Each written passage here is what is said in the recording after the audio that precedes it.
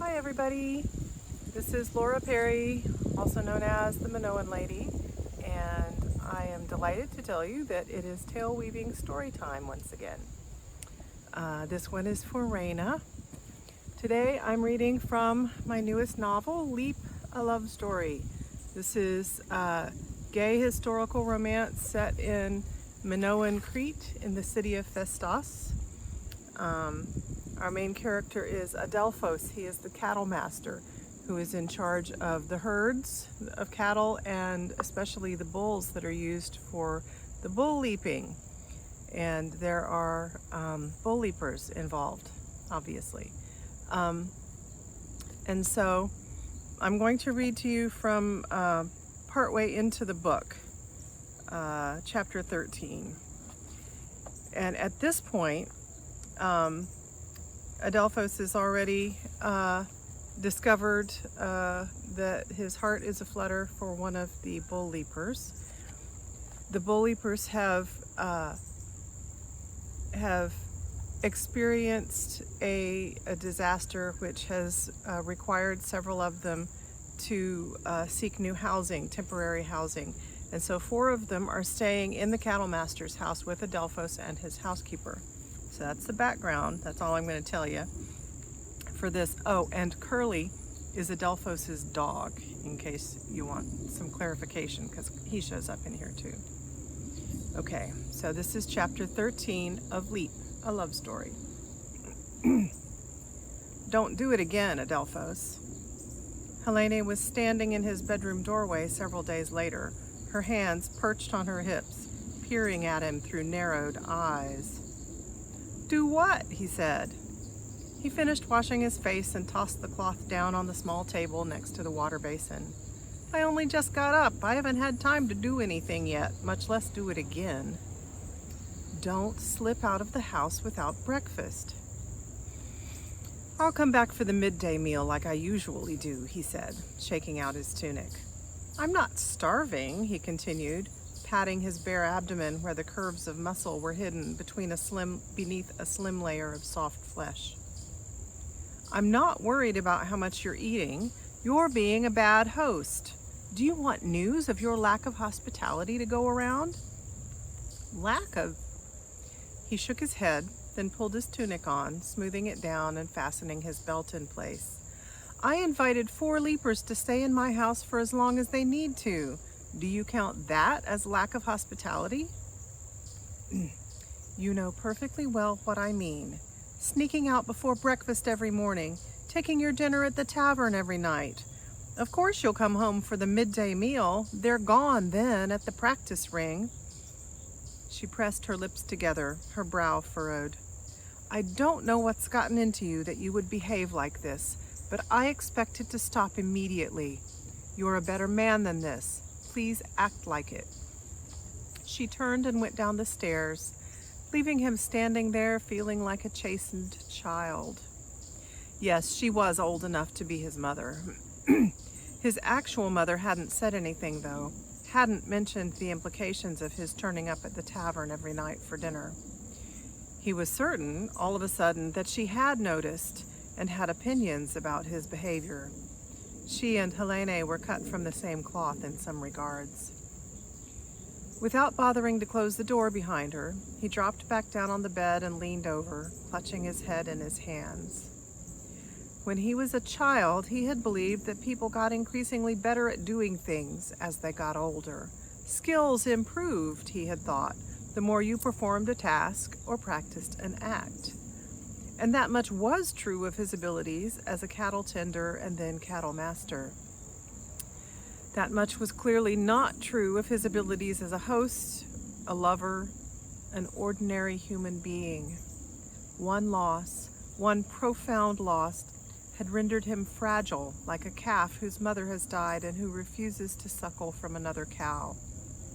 But the cow's death wasn't the calf's fault. That was the difference between him and those calves. He lifted his head and stared out the window. Another beautiful, sunny spring day. He might not be able to enjoy it, but other people could, and it wasn't his place to ruin their pleasure. With a sigh, he tugged his boots on and turned toward the bedroom door. If he needed to dine with the Leapers to fulfill the old laws of hospitality, he would do it, no matter that it would pain him to sit so near to one of his guests in particular. He wasn't interested in offending any more of the great mothers than he had already done. And if he had to learn how to be a decent host all over again, he would. By the time he came downstairs, Helene had already served their guests and taken her seat as well. The Leapers, all clad in their loincloths, were happily eating their breakfast. Adelphos slid onto the end of the bench next to Helene's place, where she had set his bowl. Wheat and barley porridge with a few diced dried figs and chopped almonds on top, just the way he liked it. Her unfailing kindness cut him like a knife. She'd also set a plate piled full of small wheaten loaves in the middle of the table, along with a shallow bowl of honey. He took a loaf and dipped the end of it in the honey. "To the Earth Mother and the Horned Ones," he said, "may we always be worthy of their gifts." He took a bite, then dug into his porridge, focusing on the food. Partway through the bowl, he suddenly felt uncomfortable and looked up to find Helene peering at him. She offered a gentle smile and an encouraging look. "How are you all doing this morning?" he asked, glancing around the table and looking each of the Leapers in the eye. They all murmured pleasantries, and he found he wasn't as pained as he had expected to be in proximity to them, to one of them in particular. Out of the corner of his eye, he watched Tina and Sydaili joking with each other, and Eritha feeding bits of honey-dunked bread to Dromaeus. "At least you got to sleep later today," Dromaeus said to Adelphos as they wiped a drip of honey from their chin. "Actually," Helene cut Adelphos off and cast him a pointed look. "Yes, working with the animals can be tiring. I told them how you've had to be out in the fields early these past few days because of some of the calves." "Yes," he said after a moment's hesitation. "It's good to have a little more time in the morning. But of course the animals are always my priority. The herds are a sacred responsibility that I take very seriously." "We've met all the bulls now, I think," Eritha said with excitement. "The handlers have been bringing different ones in every day so we can get used to them. And they can get used to us too, I suppose." "Yes, we've found out why Toots and Woody don't get to run in the arena for the festivals," Sydaili said with a laugh. The others giggled too. "Some of them just have traits that would distract from the ceremony," Adelphos said, giving Sydaili a sidelong glance. "But they're still good bulls. Very smart, happy to cooperate. They like what they do." "Oh yes, we enjoy leaping with all of them," Sydaili continued. "Even Nibbler." He lifted the loose end of his loincloth to show how the corner was frayed where the bull had chewed and sucked on it. "And we all have our favorites now. You can guess who mine is," he grinned. Tina squinted at her brother.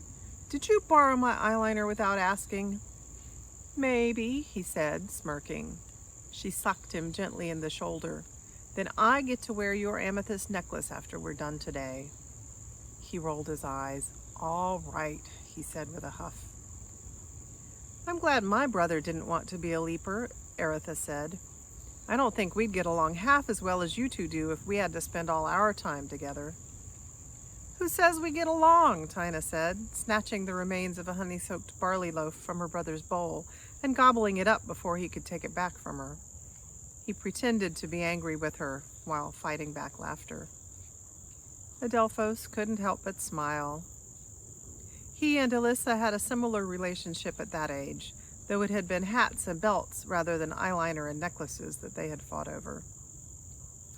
Dipping a second wheaten loaf in honey, he let out a breath, silently laughing at himself. The Leapers were all refreshingly normal. None of them were here to overturn his life. Sydaili wasn't a trap set by a vengeful deity.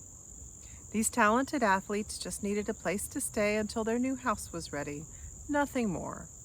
And he was happy to provide that, happy to share the hospitality that was such a deeply held value among his people. When Curly woke up from his bed in the corner and stationed himself under the table, Adelphos smiled and fed him a piece of bread. "Are you all from Festos?" he asked, looking around the table. "We are," Sydaili replied, gesturing to his sister and himself. "The north end of the second terrace. Do you know it?" Adelphos nodded. "It's a nice part of town. A lot of good bakeries there." Sydaili laughed. "That's true. I think of it as home, but I guess it's also a place for good bread." "I'm from Hagia Triada," Dromeus offered. "And I grew up in Komos," Aretha said, "but my family are weavers, not sailors." Adelphos stiffened when she mentioned the city, but took a slow breath and made himself smile at her. The Leapers didn't notice and plunged on with their conversation, sharing which festivals they most liked to attend. "It's the only time we get any rest," Sydaili laughed. "But it feels like sacred rest, if you know what I mean." "I do," Adelphos mused, touched by the Leapers' understanding of those times in the sacred calendar. "I have to work during the Horned One's festivals, but the planting, the harvest, the winter solstice, and all the others, I get to witness those as a layperson. Those days fill me back up so I have what I need to keep going the rest of the time." His gaze met Sydaili's, and the connection and sense of understanding sent pangs through his heart. He covered by ducking his head and taking a drink of herb tea. This is good. We're lucky to have Helene cooking for us." The Leapers all agreed. "Your barley bread is delicious," Aretha said. "It's my favorite." "I really liked those broad beans you cooked last night," Tina said. "Was that dill you seasoned them with?" "It was," Helene said, blushing a little. She reached over and squeezed Adelphos' hand. Looking at him, she said, "I can tell you what Sydaili's favorite is." She slid a sidewise glance at the Leaper. "What's that?" Adelphos said, taking the bait because he knew Helene would keep trying if he didn't. "The same as yours." She winked at him as his eyebrows shot up. He stole a glance at Sydaili, who grinned. "Beef stew with extra onions," said the Leaper, "and whatever delicious herbs Helene adds in her secret recipe." "It's the recipe Adelphos' mother shared with me," Helene said. "Marjoram," she said in a mock whisper, winking. The cattle master sat there, dazed, staring at his food as Helene and the Leapers continued to discuss her cooking. As the meal wound down, the conversation turned to the Leapers' life in their communal house. "I bet you young people have a lot of fun," Helene commented. "I hope we're not too boring for you." "Evenings in the Leaper houses are pretty quiet, actually," Dromeus said. "We're usually too tired to do much more than chat or play board games." "Well, please help yourself to ours," Helene said, gesturing to a table in the corner. With Helene's encouragement, Sydaili got up from the table and went over to investigate. He lifted up the wooden plaque that sat on the tabletop, turning it over so his friends could see that it had a rectangular Senate board carved on one side, and the coiled snake design of a mehen board on the other. "The playing pieces are in that box," Adelphos said. Sydaili lifted the small wooden box and examined one of the carved pieces. "These are very well made," he said. "Did this come from the two lands?" "No, I'm not that rich," Adelphos said with a laugh. "I bought the set from a woodworker in the marketplace. He made it by copying game boards the traders brought back from the two lands. That's my favorite," Adelphos said, pointing to the side of the plaque with a mehen board carved into it. "Isn't that one kind of old-fashioned?" Aretha asked. "Do people even play it anymore?" "I do," Sydaili said. "My oldest grandmother used to like to play it, so I learned how." His finger traced the coiled path on the board, and Adelphos' skin rose in goosebumps. Helene smiled. "Sometimes Adelphos and I play a game in the evening.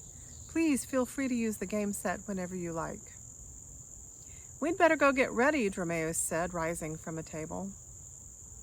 In a few moments, the Leapers had all disappeared upstairs. Adelphos rested his elbows on the table, sipping his tea and humming to himself. Helene patted him on the shoulder, smiling. There's the Adelphos I know. I'm so glad you're back to your old self. Just then, the leapers came bounding down the stairs, their codpieces and boots on, and their wrists and ankles wrapped. They slowed briefly to say goodbye to Adelphos and Helene, then filed out the front door one at a time. Sydaili was last. He paused on the threshold, looking back over his shoulder. Thank you for joining us for breakfast, he said, his voice as soft as his smile. The morning light streamed in through the doorway, glinting on his dark, wavy locks and highlighting his cheekbones and the curve of his bare shoulders. His face radiated joy and contentment, and his beauty cut right through Adelphos. Sydaili went on out, closing the door behind him, leaving Adelphos sitting at the table, gripping his cup, his heart pounding in his throat. So, the end for now. So, Leap, a love story, my first foray into romance. It was loads of fun to write. Thanks for listening.